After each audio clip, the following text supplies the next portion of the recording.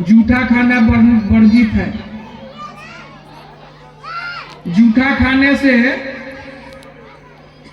आदमी का जोनी खराब होता है, इसलिए जूठा किसी को किसी का नहीं खाना चाहिए। कोई बोलता है कि चलो पति देव तो है, खा लो, क्या ना खाए।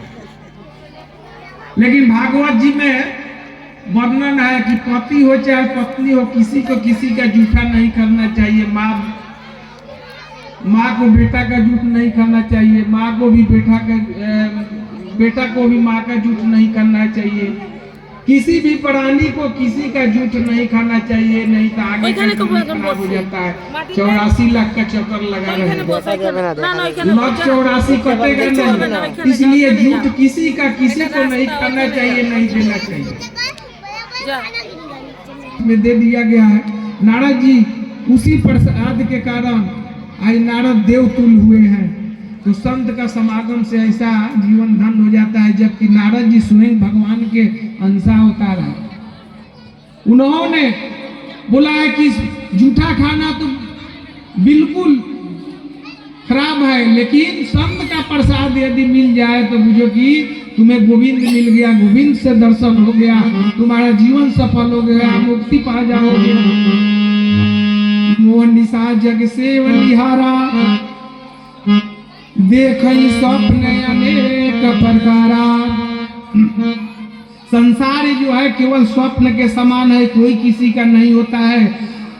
जब मुझे पता चला कि 10 दिन बाद तो संत चले जाएंगे, नारद जी बोले कि यह संसार किसी को रहने का घर नहीं है, भगवान भी आते हैं तो जाते हैं। संत लोग का चतुर्मास समाप्त हो गया, संत जी लोग जाने लगे। नारद जी यहाँ कहते हैं कि जब मैंने सुना कि संत लोग अब जा रहे हैं, उनके चरण पकड़कर मैंने जाकर के नारद जी बोले कि बाबा हमको भी साथ में ले चलिए। संत लोग इधर देखे कि इसकी माता वृद्धा हो गई है, इसी में काम करके इसको पालन पोषण करती है, अपने भी खाती है।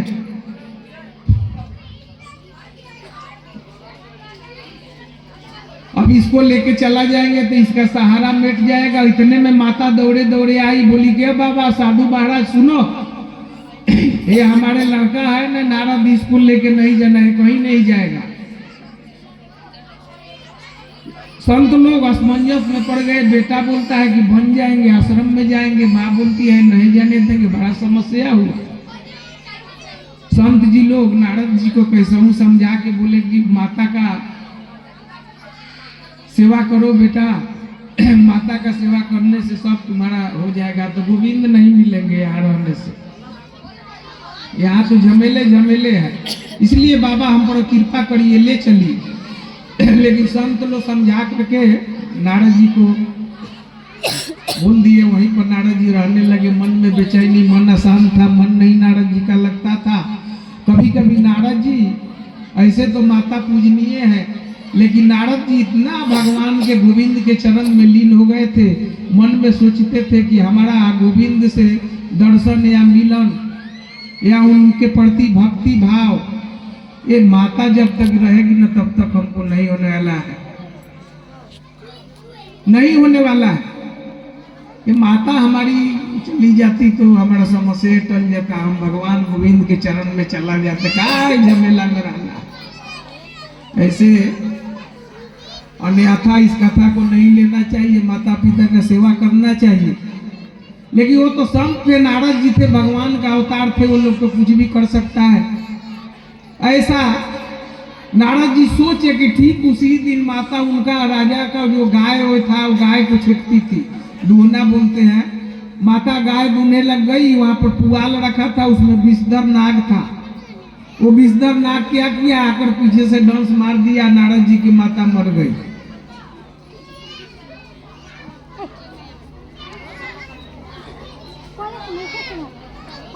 अब नारद जी मर गई माता, एक आंख में गर्म आंसू और एक में ठंडा आंसू लिए हुए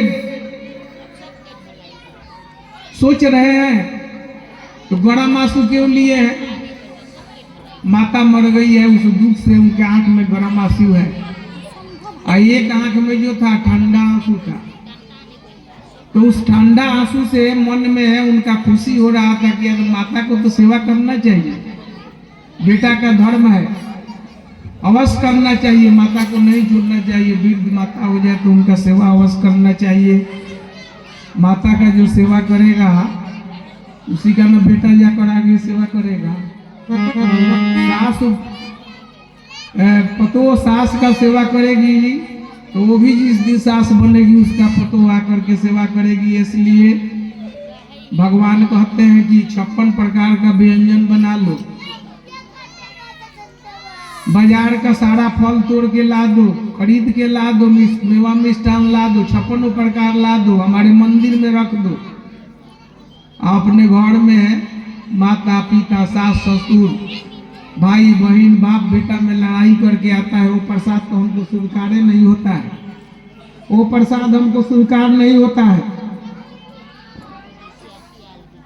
इसलिए माता पिता में भक्ति रखना चाहिए। तो नारद जी सोचे कि अब जो होनी था तो हो गया, खैर हम तो कुछ नहीं किए हैं, माँ को मारे नहीं है, इसलिए पाप तो हमको नहीं लगेगा। एक आंख जो ठंडा था आंसू से भरा हुआ था, तो बोले कि चलो अब तो झमेला हो गया, अब गोविंद में हमारा प्रेम लग जाएगा। बोलो जय श्री कृष्णा, राधे राधे, और जोर से राधे राधे, और जोर से राधे राधे, राधे राधे बोलते रहना पड़ेगा, जब जाकर के कथा में आनंद आएगा, गोविंद मिलेंगे। यह संसार जो है केवल सपना का जैसा है। इस संसार में कौन माता कौन पिता कौन बेटा, ऐसे तो वेद शास्त्र में वर्णन है ये है, लेकिन महामाया मोह के बंधन में तो बेटा बेटी सब कुछ है ये है। लेकिन जब ये शरीर तन को छोड़कर चला जाएगा तो कोई साथ में नहीं जाता है। महात्मा इस प्रकार के लोग चले गए, चतुर्मास का समय बीत गया, माता उधर सिद्धार्थ हो गई। माता देवी मानो पिता तुम्हारे हैं, नहीं वृद्ध माता तुम्हारी कहाँ जाएगी, ऐसे संत लोग बोल दिए। उस प्रकार नाक काट लिया, माता तो ऊपर चली गई। अब भगवान का कीर्तन करते हुए चल दिए वहां से नारद जी। एकदा निर्गता ओम नमो भगवते वासुदेवाय नमः।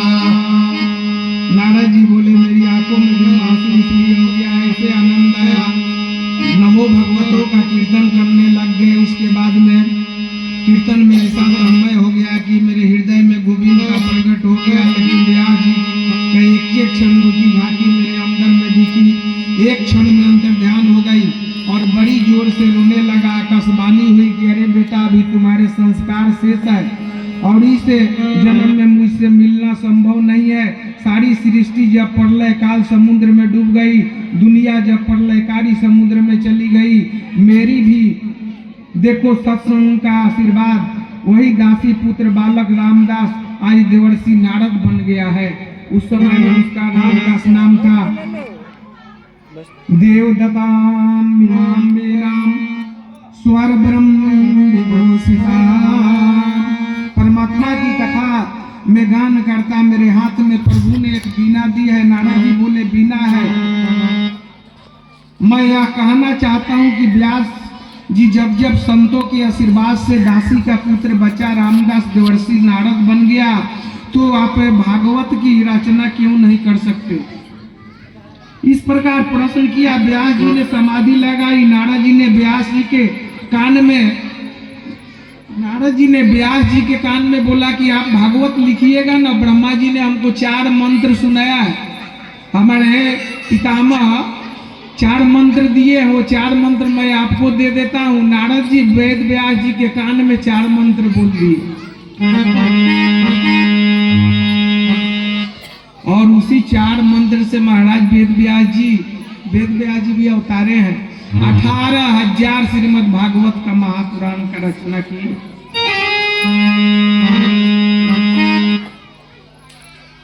अब व्यास जी के मन में वो 4 मंत्र मिलते ही मन में रचना करने की हो गई, लेकिन समस्या हो गई कि देवर्षि नारद ने भागवत प्रदान तो कर दी, मैंने उसका विस्तार कर दिया, लेकिन मैं भागवत सुनाऊं किसे?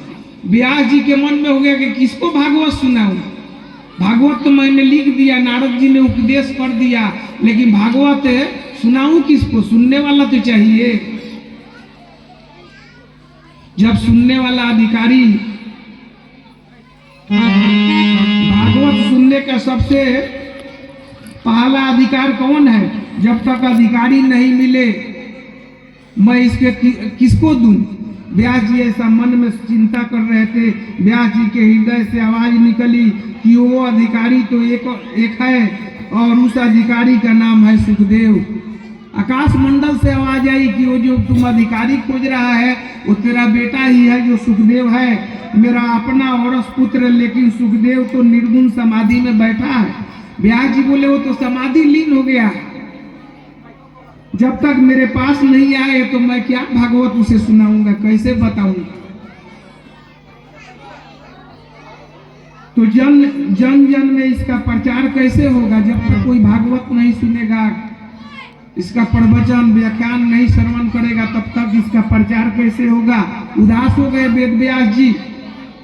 व्यास जी के हृदय में आवाज निकली कि देखो 4 अंगुल की लंगोटी जिसने त्याग दिया, ऐसे सुखदेव को खींच कर लाने के लिए समर्थ चाहिए, और समर्थ है तो श्री कृष्ण की कथा। व्यास जी ने अपने नन्हे नन्हे शिष्यों को बुलाया और श्री कृष्ण जी का कथा का पाठ पढ़ाया।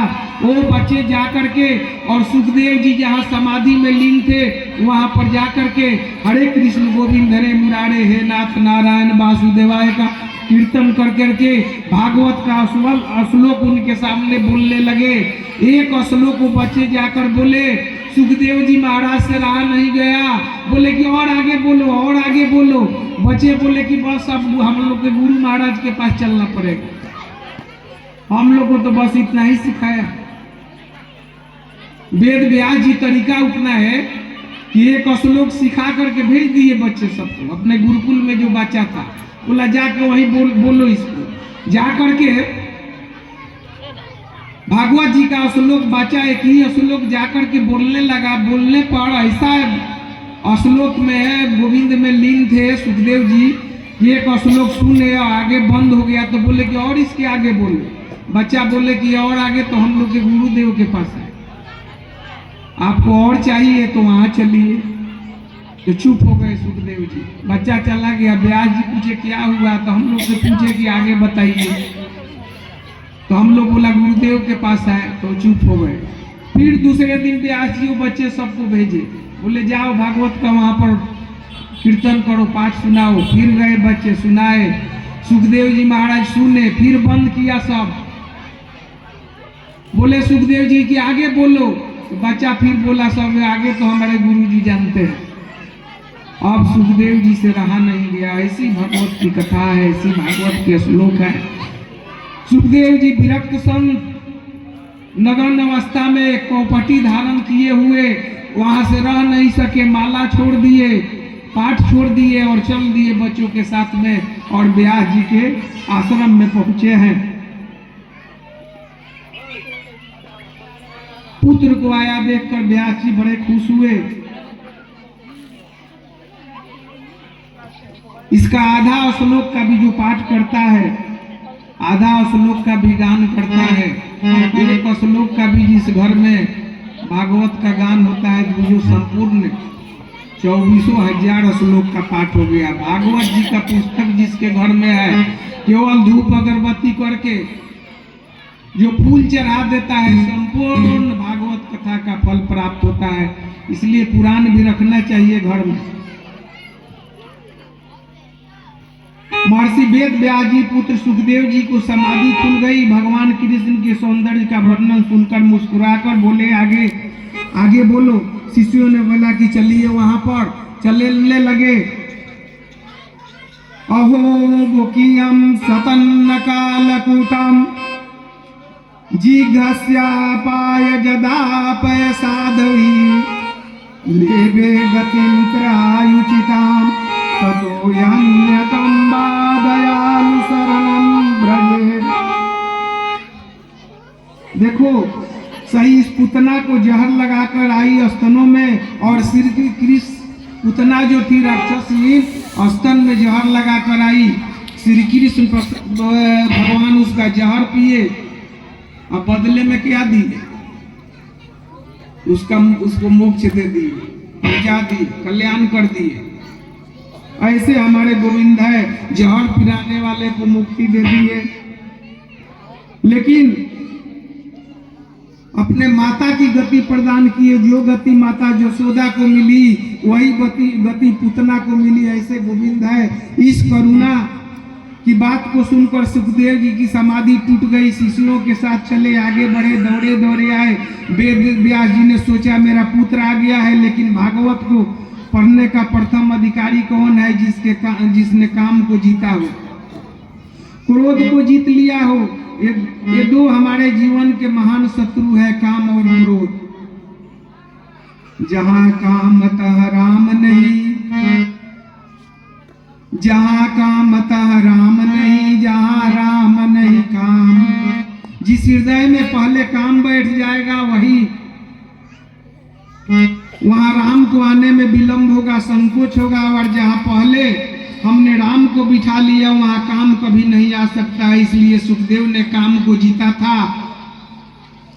क्रोध पर विजय पाई थी। इसकी परीक्षा कैसे हो? वेद व्यास जी के मन में ऐसा संदेह हुआ। हालांकि मैं जानता हूं, वेद व्यास जी मन में कहते हैं कि हालांकि मैं जानता हूं सुखदेव ने काम क्रोध को जीत लिया है, लेकिन यदि मैं संसार से कहूं कि मेरे पुत्र ने काम को जीत लिया, क्रोध को जीत लिया, विजय पा लिया, तो लोग हमारा हंसी उड़ाएंगे। अपने पुत्र का यदि कोई बड़ाई करे तो बगल वाला ताना मारेगा कि अपने आप ये बड़ाई कर रहा है।